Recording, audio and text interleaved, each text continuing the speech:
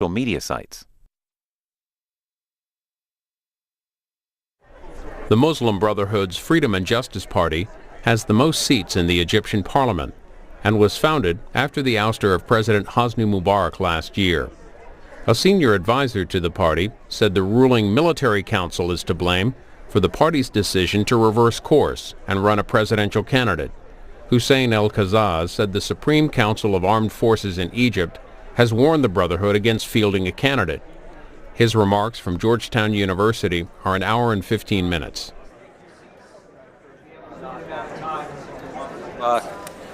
Get started as soon as we can. I'd like to welcome you on behalf of Georgetown University and the Alwaleed Center for Muslim Christian Understanding to our program today. I had some opening comments, but because we have a very limited amount of time, I will skip the comments, which is a first. But if I feel really frustrated, I will give it up and give a talk after they're done for 10 or 15 minutes. But what we plan to do is to have two of the speakers. Each will speak about 7 minutes, so that instead of having 4, then we'll go to the Q&A in which all 4 will then respond. And that will give us a maximum amount of time. Could I ask you ahead of time to ask questions? If you want to give a speech, I will stop it because we have a limited amount of time and everybody, we want to get as many questions in as we can. Our first speaker today will be Sondos Asem. She's the first speaker for this delegation that's come from the Muslim Brotherhood and the Freedom and Justice Party. Sondos is a political activist and senior editor of Ikhwan Web, the Muslim Brotherhood's official English website, and its Twitter account. She's a member of the Freedom and Justice Party's Foreign Relations Committee, holds a BA in English from Ain Shams University in Cairo and an MA in Mass Communications from AUC. She also serves as a board member of an academic publishing house, Sondos.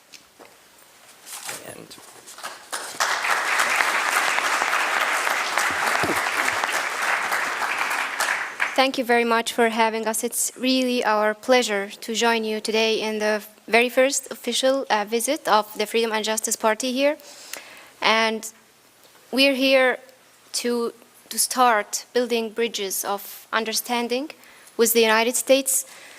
We are doing this in several places in the world, but we believe our visit to the United States is probably the most important because we acknowledge the very important role of the United States in the world, and we would like to our relations with the United States to be better than before, and we believe that a democratic Egypt will have positive relations with the United States and will have positive relations with all the democratic world. So, as you know, we are coming from the Freedom and Justice Party with an Islamic background, so you'll find us quoting the Quran a lot. So, at the beginning, this Quranic verse is for us a very important principle and a reference probably for our foreign policy and our relations with the world. Allah says, "O people, we have created you all out of male and a female, and we have made you into nations and tribes so that you may know one another, or you may get to know one another." So we are here to get to know each other. It's not just from our side. We would like to get to know you, and we would like you to have a better understanding of us. And we're here to start good and positive relations with the United States. So let me first start with a brief history of Egypt, or modern Egypt, and what has brought us here today. Before the revolution, as you have been all aware, we have been under tremendous oppression and immense violations of human rights by Mubarak's regime and lack of democracy, and a very suffocating dictatorship that has impacted all Egyptians, both Muslims and Christians and Egyptians from different segments of society. We've all been victims of such a despotic and dictatorial regime. Egypt has been suffering extreme poverty. Above 30% of Egyptians are under the poverty line due to the corrupt policies of the previous regime and consecutive regimes over the past several decades. We have very high rates of illiteracy. We have seen lots of nepotism and, of course, deeply entrenched corruption almost in all state and non-governmental institutions. Before the revolution, the future was bleak. I personally, I had no hope for a better future under the Mubarak regime. And we have reached the point where we were almost desperate. We have lost all hopes of a better future. For me, for example, I'll tell you just a story of myself, which is, it applies to many Egyptians who suffered lots of oppression under Mubarak's regime. Before the revolution, I was working in business, entrepreneurship, and I traveled a lot. That was part of my job. And my name was registered in the airport on the security check. And that, for me, that was a tremendous violation of my freedom of movement. Whenever I wanted to travel, whenever I decided to travel, I have been stopped arbitrarily by the security police in the airport. They interrogated me, they searched my bags, they confiscated any papers that I had, only because I was affiliated to an opposition movement. I found this tremendously unjust, and I reached a point where I was really disappointed, and that was about a month before the revolution. And I told the security, state security police in the airport who used to interrogate me, I told them, well, I'm tired. Are you gonna do this whenever I travel? Am I going to encounter that throughout my entire life? Whenever I travel, I'm intimidated. I'm not sure whether I'm gonna travel or not. I'm not sure whether my belongings will be confiscated or not. And he told me, yes, you will be interrogated all your life, as long as your name is registered on this list. I told him, so I should have no hope, or I should have no legal solution to that? And he told me, there's no legal solution. The only solution is for the Mubarak regime to go. And that's not gonna happen soon. And that was just 1 month before the revolution and before what happened in Tunisia. It was in December in 2010. And when he told me that, although I was really desperate, I had slight hope. And the Tunisian revolution, it brought us back that hope. And our revolution, of course, it changed history, and it just brought our hope back. And I became optimistic again that I can pursue my career.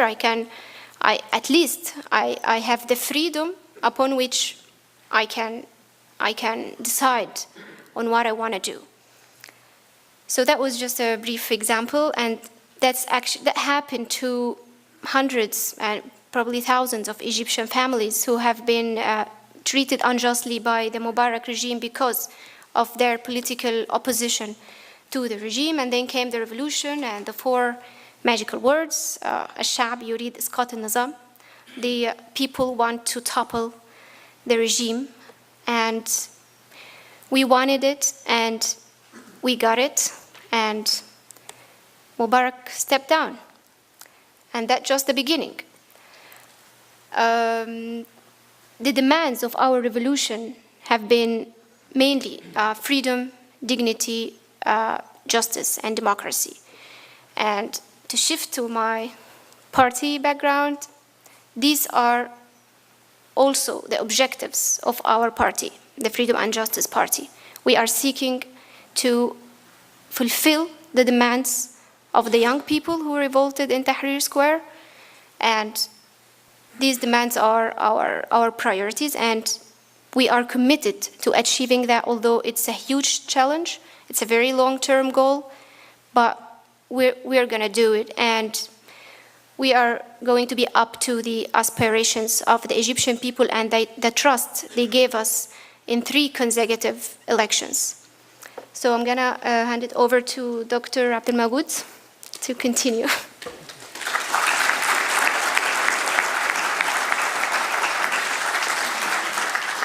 Let me just give you a little background on the next speaker. He's a member of the Parliament from the Freedom and Justice Party for Luxor, serves on the Foreign Relations Committee, holds a PhD in Cultural Studies from the University of Pittsburgh, and a BA in English from the University of Asyut.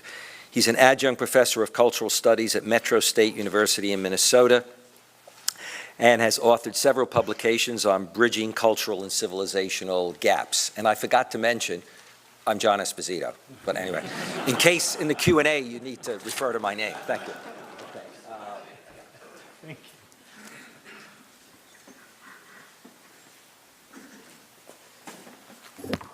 you. Thank you, John, for inviting us here. Thank you all for being with us here a little bit over a year now. Millions of people had to go to the streets of Cairo and the rest of Egypt to stand against corruption, dictatorship, and oppression. And in such a meeting, I remember those who sacrificed their lives for us to be able to meet together today. If I may kindly request that we stand up for a moment in commemoration of those who sacrificed their lives in the peaceful revolutions in Egypt.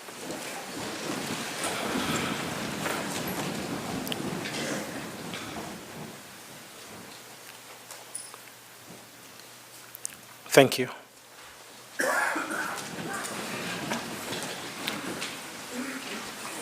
The Egyptian revolution, as Egypt itself, was unique in the way it presented itself, in the way it acted against oppression, dictatorship, and corruption, and in the way that it is fulfilling its promises on the roadmap towards democracy, freedom, and the rule of law. The revolution was not against one individual. It was against a system, a regime. الشعب يريد إسقاط النظام. That was the most common word that Egyptians would feel very proud of pronouncing it. I saw babies at the age of 3, 4, and 5 repeat that statements in many different streets of Egypt. It was very telling that a young Egyptian, boy or girl, would stand up and declare that they're free now, that they're willing to work together to build a new country based on the principles of justice, freedom for all. The challenges are enormous.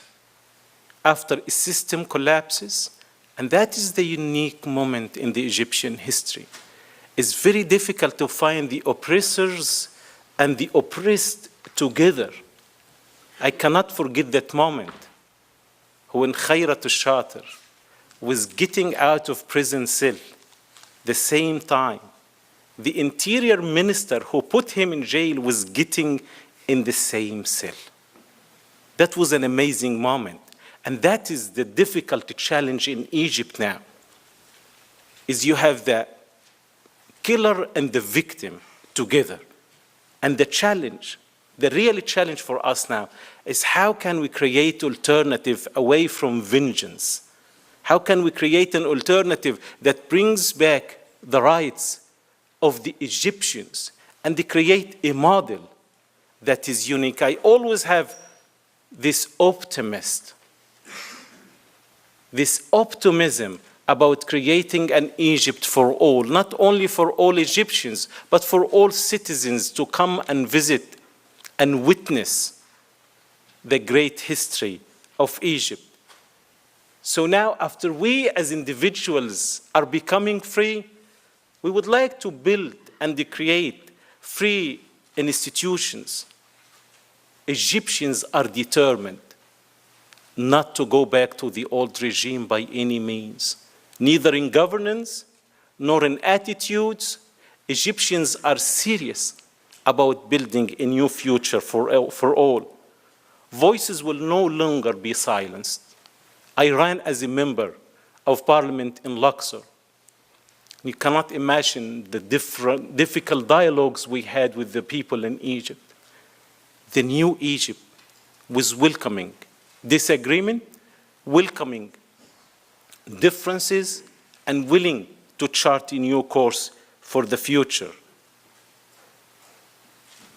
There is a need for a value system based on freedom, justice, democracy, and dignity. We have a tradition and a culture that supports strong family ties as basis of a healthy society.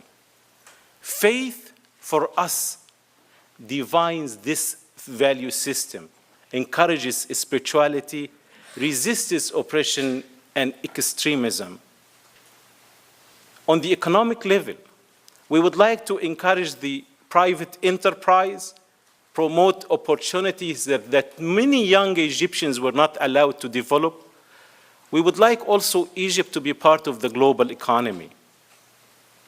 The state needs not to control, but it needs to empower the young Egyptians.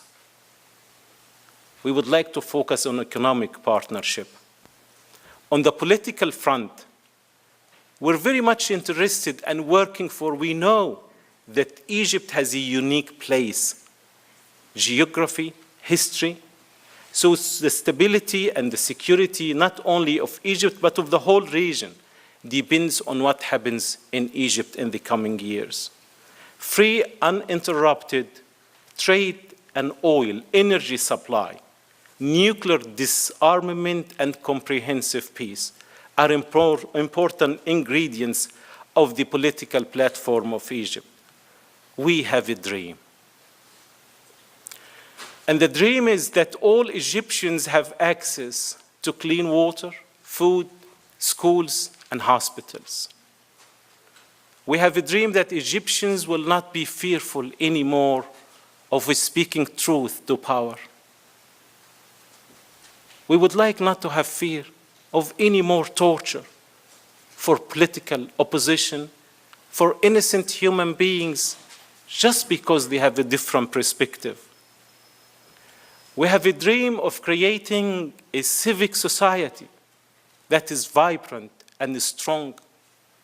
The stronger the society is better for everyone. We need to create a balance between the strength of the society and the strength of the government. The moment the government is stronger than the society, it can lead to oppression. We would like the people of Egypt to have the power in their hands. We would like to make, because of living for so many years under oppression, it created a culture of oppression. And we have to replace this culture of oppression with the culture of democracy and freedom. We have a dream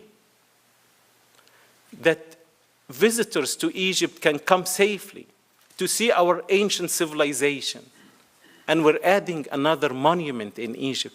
It's called Tahrir Square. Please, anytime you visit Egypt, make sure you stop and see Tahrir Square. We would like you to be able and others to walk in the shadow of the pyramids, whisper a prayer in the Virgin Mary Church, which is across the street from Amr ibn al-As Mosque. This is the Egypt we're having a dream for. We have a dream that Egyptians, as will others, will be able to sail down the Nile and feel connected with 7,000 years of human genius and creativity. That is the dream we have. In brief, we have a dream that is not limited to Egypt, but that's open to the whole world, where we can honor human dignity and respect our cultural differences that we consider as indispensable conditions for world peace. Thank you. Thank you, Professor Esposito, for having us.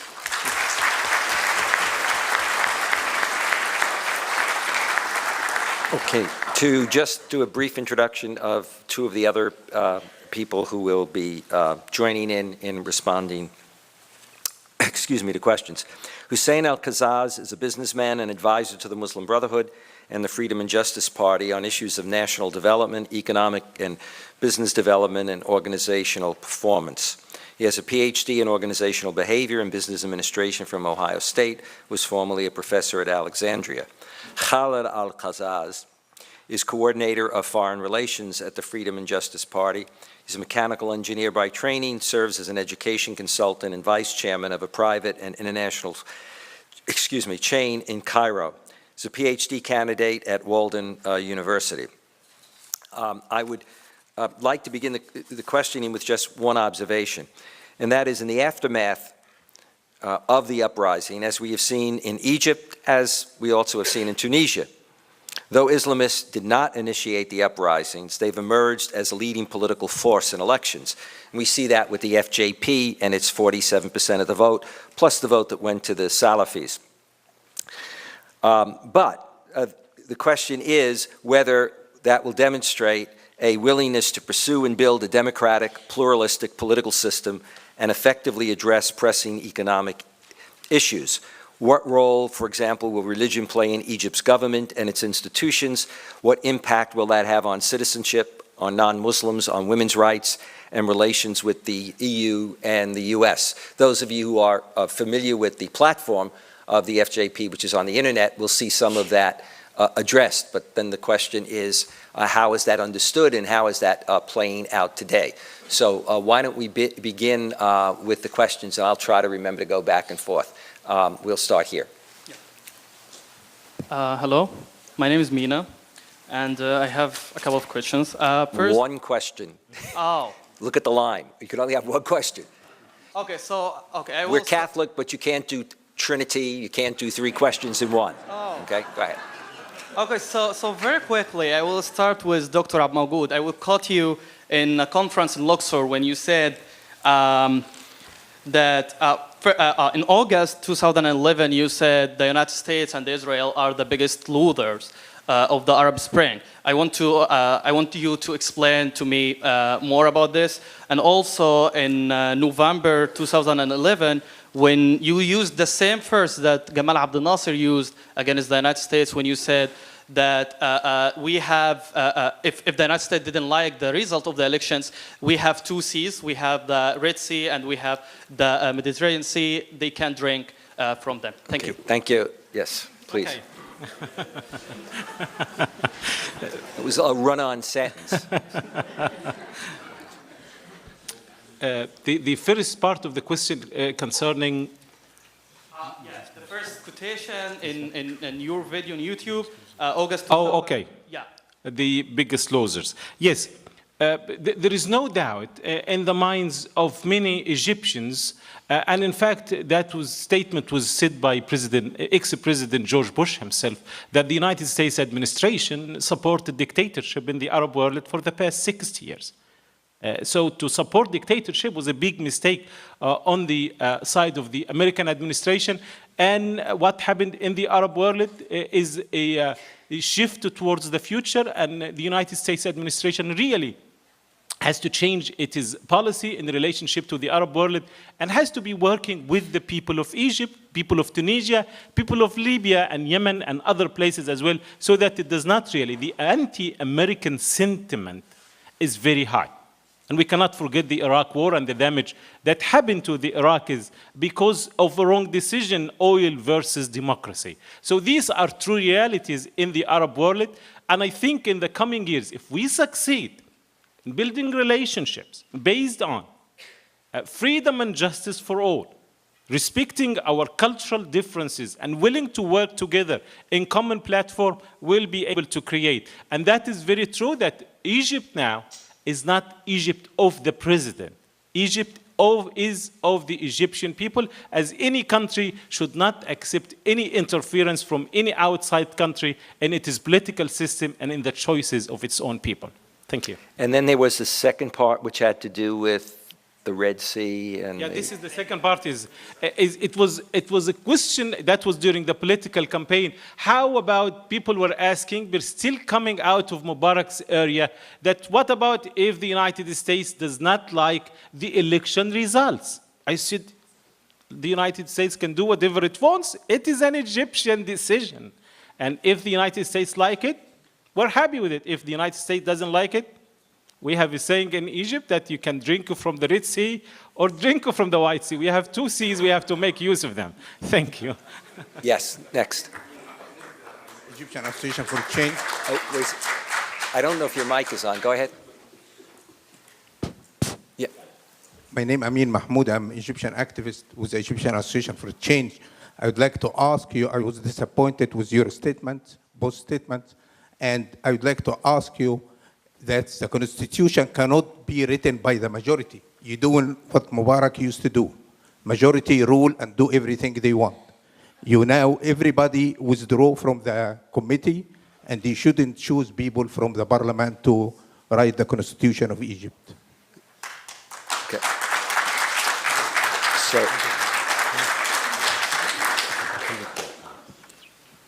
thank you for asking this question. It is a valid question, and it's very important for you to know that Freedom and Justice Party represents more than 47%, and in spite of this, we became underrepresented in the Constitutional Committee.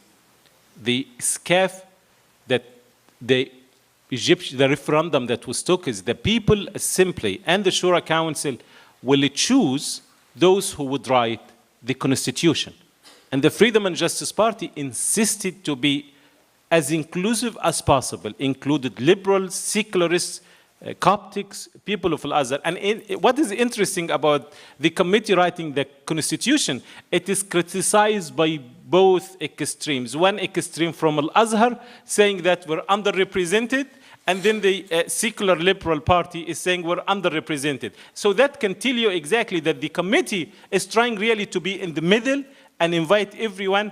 And now there is this addition, interesting addition to the Constitution Writing Committee, is there will be technical committees that will invite anyone. The Constitution belongs to the Egyptians, and all Egyptian voices have to be heard and have to be included. And I would like, this fine. They have to be heard, and in fact, we're having representatives from Egyptian diaspora, Egyptians living outside of Egypt, and this is the first time of its history that we have representatives from Emirates. So writing the Constitution is open for everyone.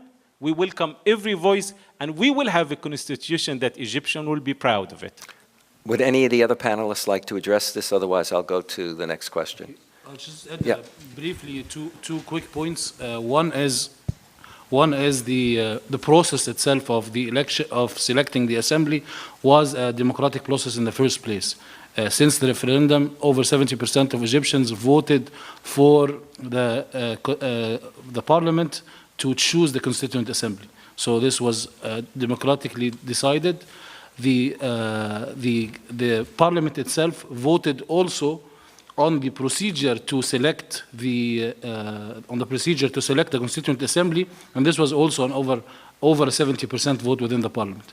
And finally, after the FGP party proposed and lists came out, the outcome actually was voted on by 84% within the parliament, which means that it's not only FJP, not also, even if you add the Noor Salafi party, it's actually an overwhelming majority on it. It's a political move, unfortunately, but at the end of the day, we're still open to suggestions and ideas, and we want our constitution to be inclusive, and at the end of the day, basically, Egyptians will vote on everything on the constitution in a general referendum. Thank you. Yeah.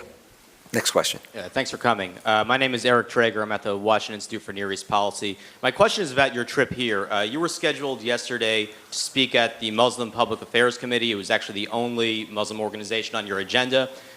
They said that you canceled because you insisted on seeing a list of the attendees and having your headquarters vet them. They put this out in a public email. Can you comment on that? Who were you afraid might show up to that event? Why did you insist on vetting the list of attendees at this event? Thank you. This was actually just simply a miscommunication logistic issue. We were communicated, and I'm being extremely frank, by friends here from within the Muslim community, actually to invite us on a social event. And we have, since the past few weeks, we were invited by, the main invitation is by the Carnegie Endowment for Peace Conference, which is scheduled tomorrow, and the invitation today for Georgetown University. And since the Georgetown announced we've received so many requests to meet throughout this week. We try to accept as much as we can, and of course, social things got pushed out. It was unfortunate that MPAC decided to announce it and before confirming with us our schedule and agenda, and unfortunately, we were not able to meet this scheduling request, and we apologized, and we hope to build actually bridges and talk to everybody within the American society, Muslim communities or other communities. I would just mention that we were not asked to submit any names. So those of you in the audience don't have to worry. We have submitted them to DHS, on the other hand. So if you're going to travel, good luck. Okay, over here. My name is Ahmed Al-Adri, business consultant.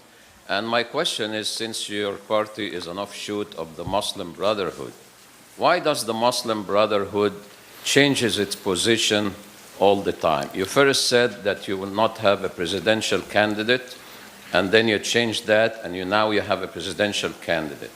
The second thing, you said that you're for democracy. And when one of your members said at the beginning that he would like to run for a presidency, you fired him from the party.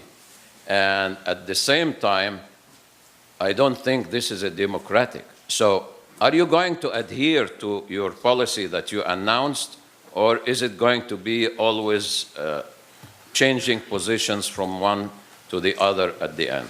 Thank you. Yes.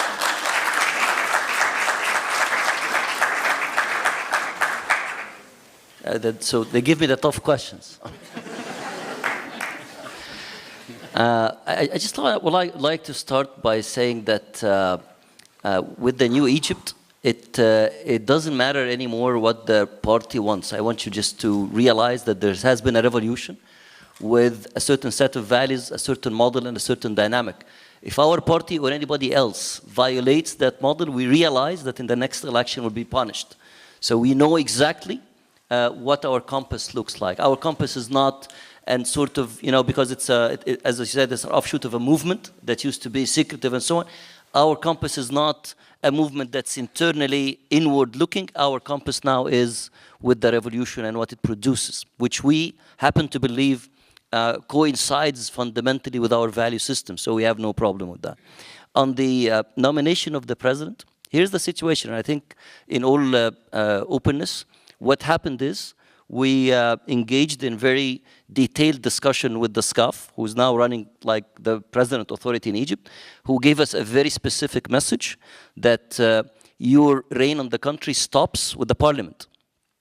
You are not allowed to have any significant representation in the executive arm of the government, which is funny for a party that won the elections, the majority in the elections. And I can give you all the details, but the message, just to be brief, was this is it. We're stepping our foot down. You're taking too much. So your role now is in the parliament and very symbolic representation in the government, which would set the whole thing to fail, if you think about it. So our nomination of a president, of a presidential candidate, came at the heel of the SCAF refusing to allow the party to form a coalition government with other parties who won the elections to run the country. The result is the country is going into very, very dire economic situation with an interim government that's answering to nobody. It's not answering to the people, it's not answering to the parliament, and I'm sure we all follow the economic indicators and how dire they are. The Muslim Brotherhood, or the party cannot just stand still waiting for that to happen. So we still believe, by the way, that the country cannot be run by one faction, cannot be run by one group, for very obvious reasons. It's a very, very complicated situation in Egypt now, and no one wants to take that burden upon themselves. It just doesn't make sense. Our stance is still the same. We would like to be party and partner to everyone who can contribute to saving Egypt, if you will, and taking it on the new path. But we will not stand still when someone comes and says, by the way, you don't have the right to be in the government. There was a second, was there a second part to that question that, I want to make sure we answer that. Yeah, the decision by Dr. Abdul Fatouh to nominate himself came at the time when the group had very, very clear policy not to nominate someone for presidency for that reason. For the reason of, we don't want to be monopolizing all the positions of power. And at that time, but he said, I don't care, I'm going to run anyway. So he made what you can call in any party a decision that just strayed away from the decision and the policy of the party in a very, very significant way as well. It's a very, very different, I know how complex this looks, but it's a very different reality now than it was 10 months ago with the stand that the SCAF has taken. Not only this, if I may add, actually the process itself of deciding is a democratic process. We have a huge consulting and an advisory and a decision-making body, over 100 people, I think 108 to 110 individuals who actually sit hours to discuss and make the decision at the end of the day. Dr. Abdul Fatouh was attending and was part of this discussion, and the overwhelming majority voted that we are not running for president then. So he attended once, and he did not attend the second time. So the second time also he also refused to conform, and it is his right. We have utmost respect to Dr. Abdul Fatouh, and we believe that it is his right to practice his political will in whatever way he wants. But if he decided to go outside the decision of the democratic decision of our party or of the Brotherhood, then it is his right. But it's also our right to continue on a different path. So these were two different decisions made in democratic ways in different times. They look contradictory, but the times have shifted significantly. Perhaps in light of, since you might not be aware of it, in light of some of the coverage in American media, one of the reports was that one of the reasons that you chose to run a candidate was because one of the presidential candidates, who is a Salafi in background, in a recent Al-Ahram poll, seems to be really moving up, and that also was one of the catalysts. So could you address that? If we go into analyzing every single candidate, that will be a difficult situation. But specifically, our interest really is looking at what is best for the Egyptian people. This is how we evaluate things. And we evaluate things based on what is good for Egypt in the short term and on the long term. So what is good for Egypt is basically finding a candidate or pushing or supporting a candidate, and now nominating a candidate from our end who will support democracy and will make sure that Egypt follows a democratic path and that respect democratic institutions. And unfortunately, this might not be guaranteed in different other scenarios. Yes, here.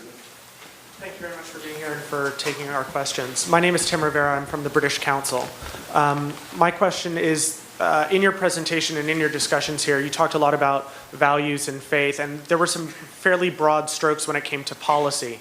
But it seems, whether rightly or wrongly, that much of your platform is based on those values and on that faith, as it well should be. But I'm curious to know what you think Egypt needs to do to develop its policy analysis, development, implementation processes, either within your party, within the government, more strongly to tackle those issues which you talked about of economic opportunity and education for the Egyptian people. And oftentimes what many Western countries have done is gone in and say, this is what you need, this is what you should have. My one question from you is what concretely, not in terms of democracy, justice, freedom, etc., but what concrete policy thing do the Egyptian people need in your estimation? Thank you. Which do you want foreign policy? Do you want economic policy? Do you want development? Policy. Domestic policy. All policies, okay. Domestic. I think he said domestic. Okay. Thank you very much. I really appreciate it. He said all. If he picked one, I would have chosen. I'll just give one example of something that's going. By the way, the party is forming a think tank, and it has already produced one document that's circulating for discussions around like the Renaissance program for Egypt and how we propose for it to be, and we're inviting everybody to contribute to it and so on. Again, that's on general terms. Very specifically, I think it's best to give an example. So I'll give an example in the economic area. And how these values are translated in the economic area. In the era of Mubarak, as I'm sure we all know, we had what we call extractive, if you're familiar with that term, extractive political and economic institutions. We had a very few, an elite that used to extract from the economy the most they can through very, very systematic means, through all kinds of protection for their interests, through direct government contracts, very funny real estate deals, tax breaks that are unheard of, and so on and so forth. We have listed 6 key industries in Egypt who are extremely concentrated. Very, very few people are in. Barriers to entry are extremely high, not only economically but also politically. That's the reality. And that reality has created a very weak economy. I'm sure you realize that the Egyptian contribution to the global economy is less than 30% of 1% for a population that's 1.2% of the world population. That's an economy that's underperforming extremely. What we have proposed is to create versus the extractive political institution an inclusive political institution. In other words, we're taking 2 very specific measures to include much more people in the economy, broaden the base of the market economy, increase the demand, and hopefully improve social justice in the process, which is a long-term process. One measure is to reverse the very specific measures that the Mubarak regime has taken that I just mentioned a few of, in terms of government allocation of contracts, tax breaks, and so on and so forth. All these things are going to be subject to very strict control and checks and balances from the parliament as well as civil society. And the second stream is we're launching a very aggressive small and medium enterprise campaign in Egypt. And by the way, we're not the first to think of it. Many small and medium enterprise campaigns have been launched in Egypt in the past, and they did not succeed. They did not succeed not because of financing issues, they did not succeed because of poor management. Because this is a technical issue, but also a political issue. What we're trying to do, using the grassroots of our party, is to create a mechanism for small and medium enterprise that hopefully this time will succeed. And here we're talking about 2 streams, one to stimulate the economy, and the other is to create jobs. Again, with this mentality of inclusion, we hope that the broad base of the economy in the next few years will translate these ideas of equality, justice, freedom, and so on into economic and social realities. Okay, is this concrete enough? Okay, we're gonna go to the next question if we can, because we only have about 20 minutes, and I want to get as many people in as I can. Please. Thank you very much for coming today. We can hear you. My name is Oren Rabinowitz. I'm a student at American University here in Washington. My question is, you guys were talking about, especially in the Constitutional Committee, about there's al-Azhar and there's the secularists who are kind of pulling you in 2 different directions in terms of both being upset. In terms of some of these like human dignity and freedom, how have like the Salafists in one way pulled you, and how have the secularists in one way pulled you in another direction? And what exactly is the position of the Freedom and Justice Party on these issues? Because how much is influenced by the overall, and how much is influenced by the actual, values and foundations of the party itself? In fact, those values that you mentioned are a matter of consensus among all the different political parties in Egypt, whether the liberal or the Islamist parties. And we have been signatories to two different documents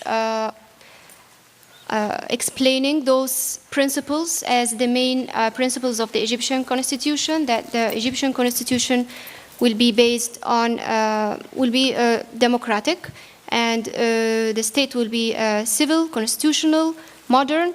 And we have signed two documents. The first was the Democratic Alliance document, and the second was al-Azhar document, where we expressed our full commitment to those principles together with the rest of the political parties. So I don't think this is a matter of disagreement between us and the rest of the parties, whether even between us or and Christians.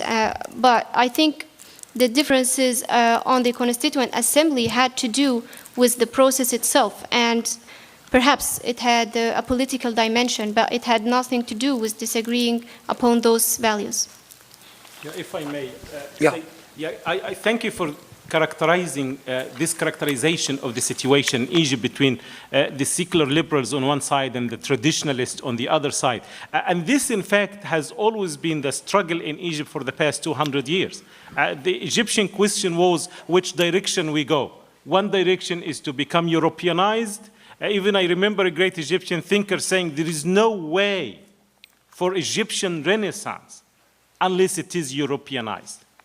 And another traditional, the other extreme is we have nothing to do with Europe. It has to come only from tradition. And the Freedom and Justice Party is taking a middle ground. We have a tradition that needs to be respected, and this is where we start from. But we cannot ignore human civilization and the development of human civilization. Europe has great things to offer. The United States has great things to offer. Let us look at them and choose what we like, leave what we don't. I just want to make sure. Yeah, it is there. Okay, go ahead. Yeah. Hi, Assalamu alaikum. Salam. Daniel from the Conflict Resolution Program. My question is this: what have you found are the best ways to negotiate and resolve disputes within your coalition and with other parties? Thank you. Your specialization. Don't be shy. No. Please. It's very tough, to be honest with you. Remember that we had at least 30 years of a political life that was so dry that we actually don't have any serious debates, any serious process in place. And now all of a sudden now, we are expected to decide, not expected as the party, I'm talking about the country. We're expected to decide the fate of our country through a very, very democratic process for which traditions and figureheads and histories and so on are being built as we go. It's a very tough process. So what have we done about it? We tried to do all the traditional things, get into meetings, have mediators, come up with middle grounds, and so on. Is it working? Not 100%. We have, I think if you follow the media in Egypt in particular, we have such a hyped atmosphere around us, around all of us, that's making even the simplest issues very, very hard to discuss rationally. Everything in Egypt nowadays, by the way, is so hyped up. You know, I'm sure a lot of you are familiar with how passionate the Egyptian people are. If you ever been to an Egyptian wedding or to an Egyptian funeral, we have an Egyptian wedding and funeral every single day on the political scene now. Wallahi, I'm not exaggerating. It's what we have to deal with. And every issue that comes up, you feel from the heat of the discussion that this is it. You know, this is gonna break the whole thing. And then a couple of days later, there is another issue that is going to break the whole thing. But the previous issue has sort of receded. It's not. I'm not trying to mock it. I think this is the characteristic of the post-revolution era. We need to accept it, embrace it, live it, and mature it. And I'm not talking about we as the party. I'm talking about the country. Another. Can I just give a quick short story that describes it? At the beginning of the revolution, actually, I run a small international private school that teaches actually American curriculum. And at the beginning of the revolution, when the revolution was right about and Mubarak has just stepped down, and then one small group of students in the high school came to me and said, I make sure that I meet with them at least once a week. So they came to me and said, well, there's this American teacher who just arrived, and he's telling us that revolutionaries are non-patriotic. They're part of a big international movement that wants to bring Egypt down. So I think they were pushing me to fire the guy. So I said, very interesting. What can we do about it? So should I fire him? What should I do? So I told them basically the idea is very simple. We'll bring this teacher, and whoever is convinced with his opinion from the children, from the students, and whoever has another opinion on the other side, and we'll start a debate between both parties. And it was a very interesting debate. I actually asked that I informed the teacher the day of or the day before, so that it's a fair competition between him and the students who prepared. So this group who came for me to fire him started preparing, and for an entire week, and started practicing, discussing, and debating with this teacher. And it was a beautiful debate, and I think they reached somewhere in between, and at least they agreed that all revolutions, alhamdulillah, are Egyptian, and they want the good for Egypt, and it was a healthy discussion. So the idea really, the solution to this is, it will take time, democracy will take time, but there is, the solution starts with our schools, with education. Yeah, another challenge that we face for conflict resolution is when you come out of oppression, you can't say nothing to anyone. I mean, there is only one voice. And all of a sudden, that voice disappears. So you have so many different voices. So I used to use Stephen Covey, The 7 Habits of Highly Successful People, especially the habit of seek first to understand and then to be understood. I used to say we have 2 ears and 1 tongue. So let us listen twice more than we can speak. It was a very good strategy that I use personally in Luxor. Yes. Thank you very much, and thanks to the panel for their candor. My name is John Anderson, independent analyst, and my question involves political party finance and electoral campaign finance, particularly from foreign sources. Since the arrest by the current SCAF government of both U.S. and Egyptian democracy promoters and activists, there is what appears to be a healthy debate in Egypt about that very foreign financing of democracy promotion on the one hand, and potentially campaign and party activities on the other. I would say, no doubt, a healthy debate. My question is, particularly given what, according to many sources, is a long history of support of the Ikhwan, the Muslim Brotherhood, of funds from foreign sources, particularly from Saudi, from the Gulf, perhaps elsewhere. Not necessarily from governmental sources, many of them private sources, but given this long history, what is the position of the FJP, particularly with regard to foreign sources of political party activities, electoral campaign support? And the second part of that question, what specifically will the FJP do to ensure that all Egyptians have accurate information, transparency with regard to political party activities and the sources of campaign funding? Thanks very much.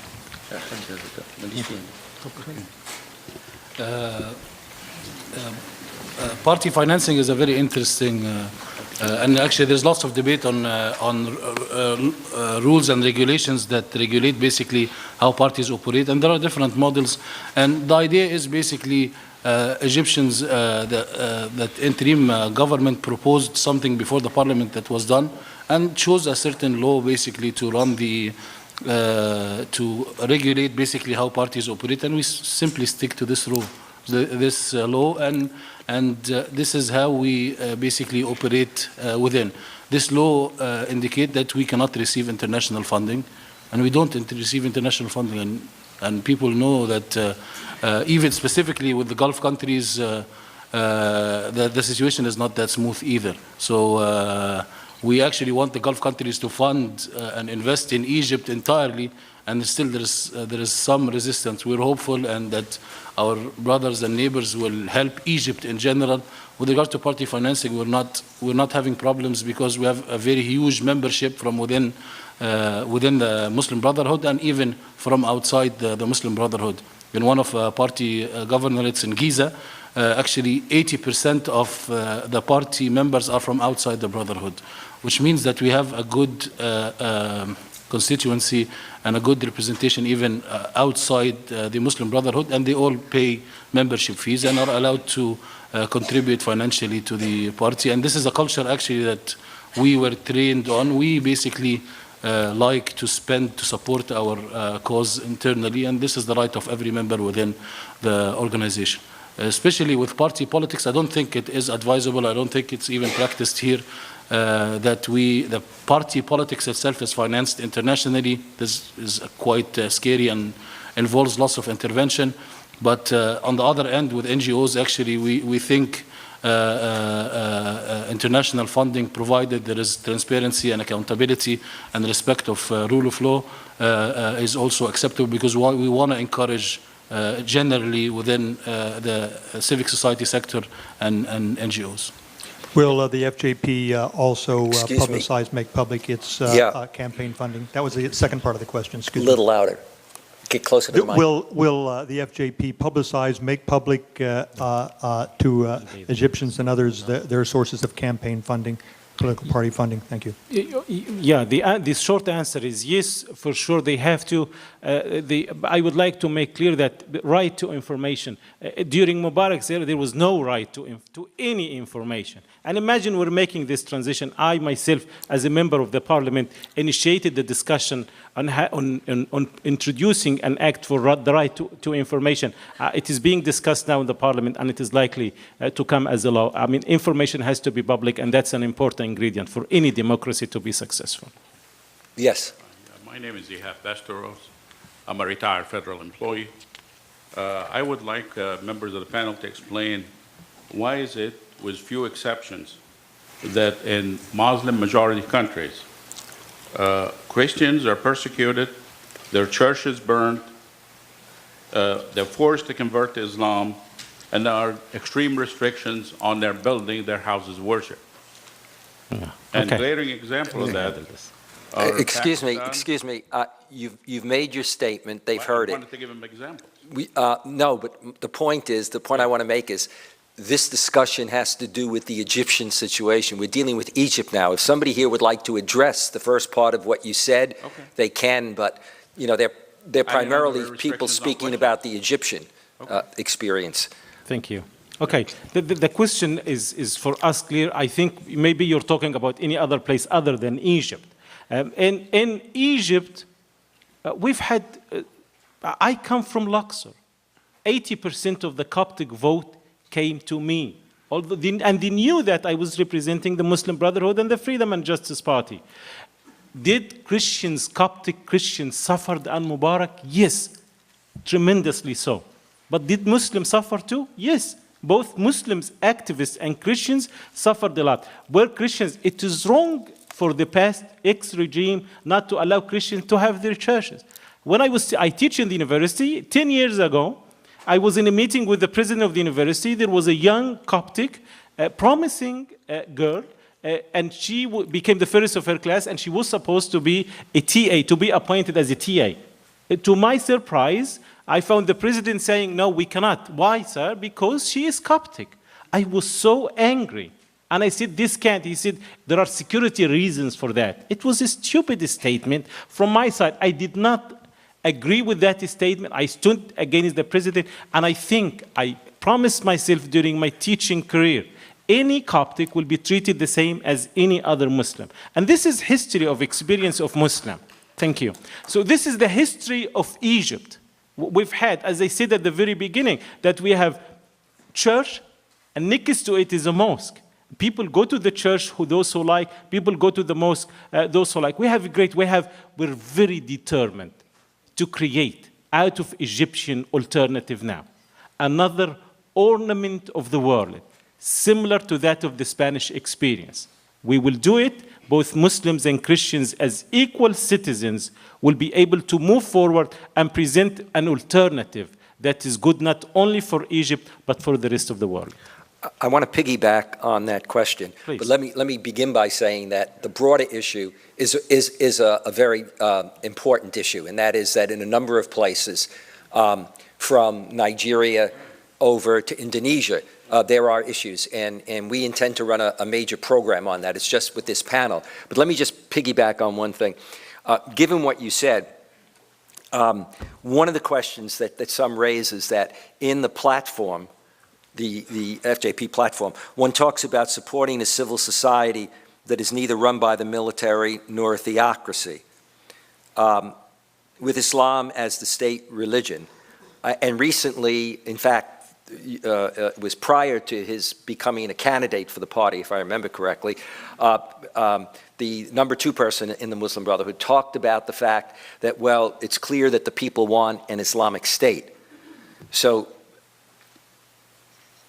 this language is important. For example, in Tunisia, they tend to talk about civil government, and neither secular nor Islamic state emphasized in the political side, but civil government. And I think that we've got a number of words floating around here, and some clarification could be important. Yep. Concerning, in addition to this, for your information, the second man in the Freedom and Justice Party is Anglican, is Christian. That's a sign of how the Muslim Brotherhood or the Freedom and Justice Party is welcoming other parties on the highest ranking level of decision making. I think this is more of an academic distinction, the Islamic state versus the civil state. The civil state is what the Freedom and Justice Party is calling for. Islamic state is different from a Muslim state. Islamic state means a state where Christians, Jews, and Muslims and others can live together, work together, have similarities and disagreement. A Muslim state is an exclusive state for Muslims only. And I think very important to make a distinction about this. There is also discussion now about, do we put in the Constitution Sharia rulings or Sharia principles?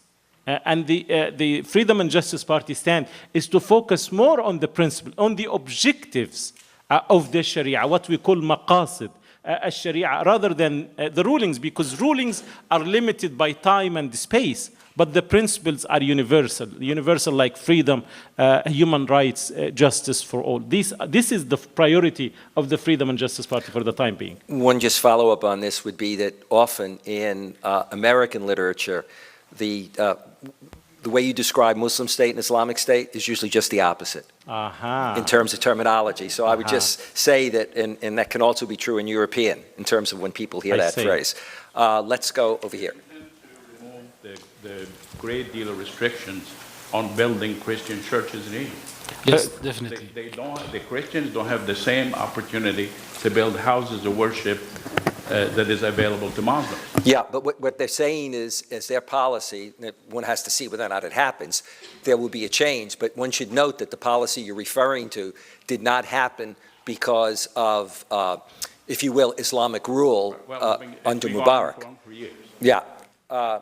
It also existed hundreds of years ago in Catholicism. Yes. John, can I put something on record here, please? But briefly. I am from Luxor. If people in Luxor, if Christians in Luxor need a church, I myself will participate in building a church so that someone can quote me later in this regard.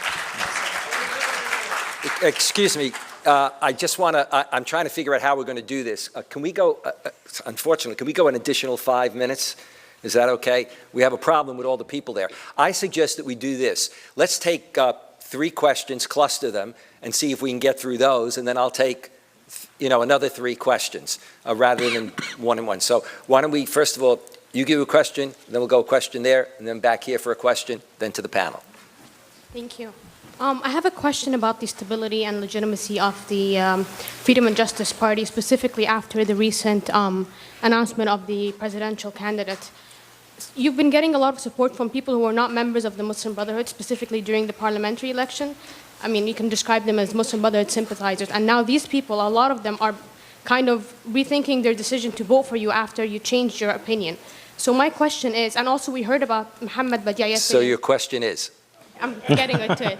He announced that it was a very close call between deciding to nominate him. So my question is, how are you going to reassure the rest of the Egyptian public, both inside and outside Egypt, that you are stable as a political party internally to lead Egypt, specifically now that it's pretty obvious where Egypt's going? Great, thank you.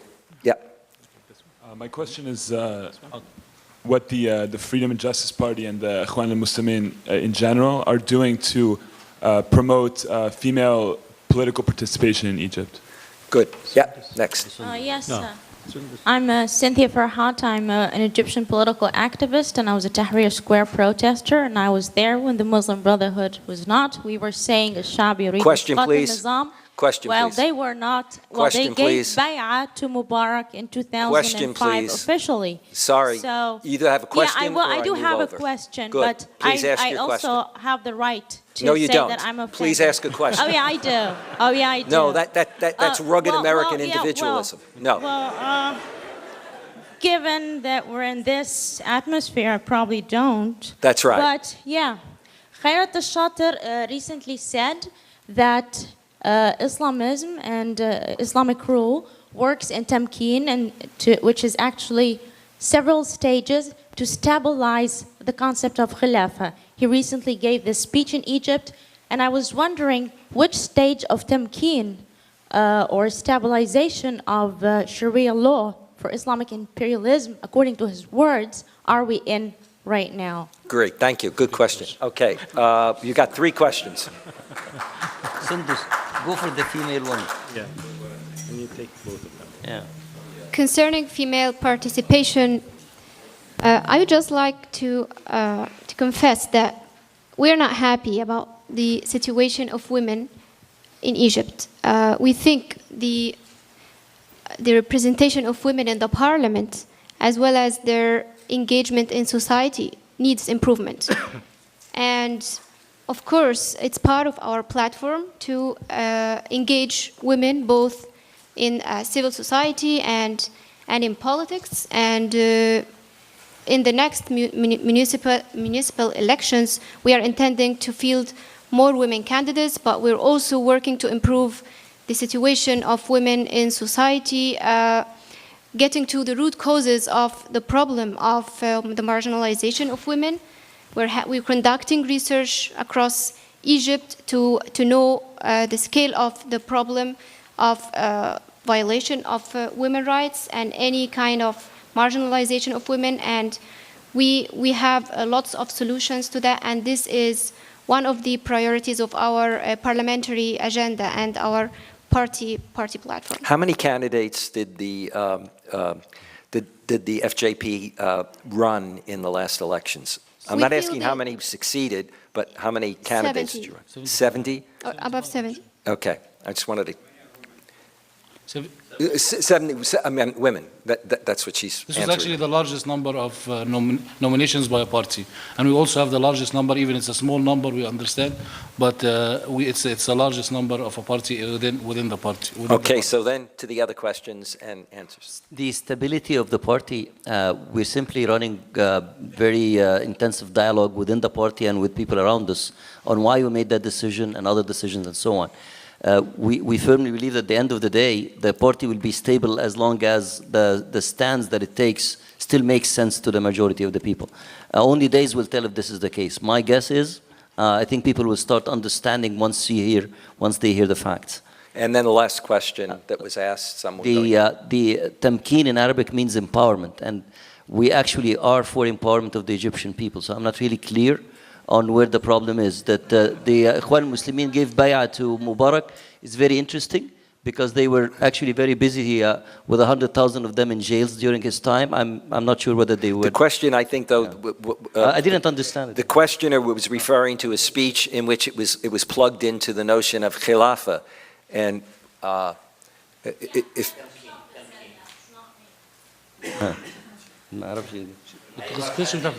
Basically, So, as Dr. Hussein mentioned, Tamkeen means empowerment, and this is how empowerment of the society in different ways, and in the way that we see how development should happen in Egypt.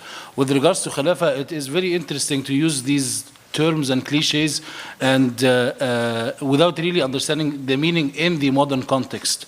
I don't see anybody upset with the European Union or with even the Confederation in the United States, and in many different forms of international alliances or international forums where people talk to each other, countries interact on similar platforms, either geographic or based on a particular, like the Green Movement, different manifestations of parties and countries in agreement together. This is simply the modern translation of this term.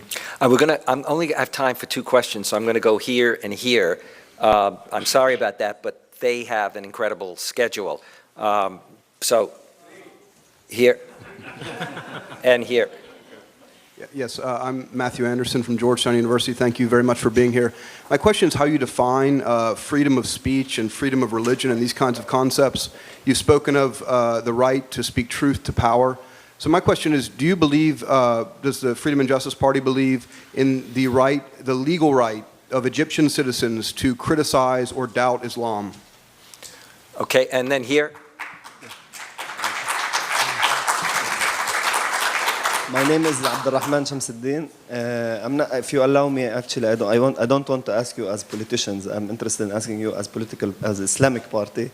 What is the Islamic message that you are interested in delivering it to the world, especially I mean, are you trying to say Islam is democracy and open market, or do you balance between the universal principle and Islamic values? And just in case you failed, may God forbid, in leading the country, don't you think that this would affect Islam, since your background is Islam and not something else? Okay, we got 2 questions. Okay, concerning the first question is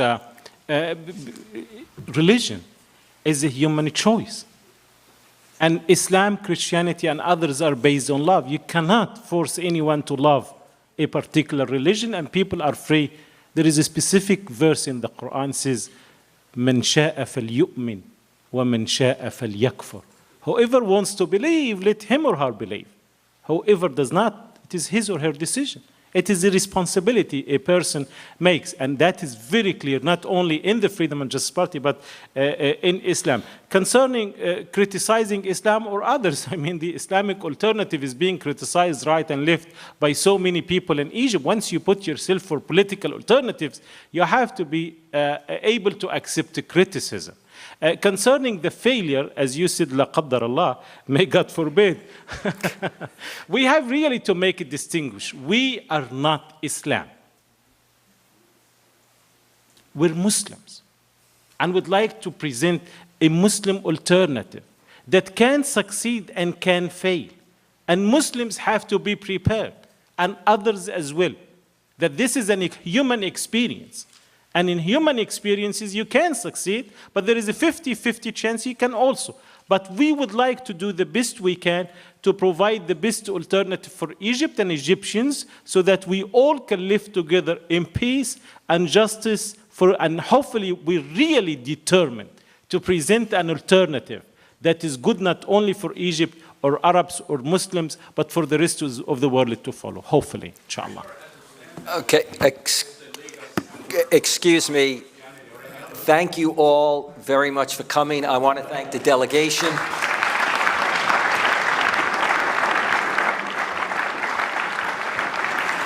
And I especially appreciate that this was at the lunch hour. I had asked for a gourmet lunch for you, but my associate director canceled that. And we hope to see you again in the future.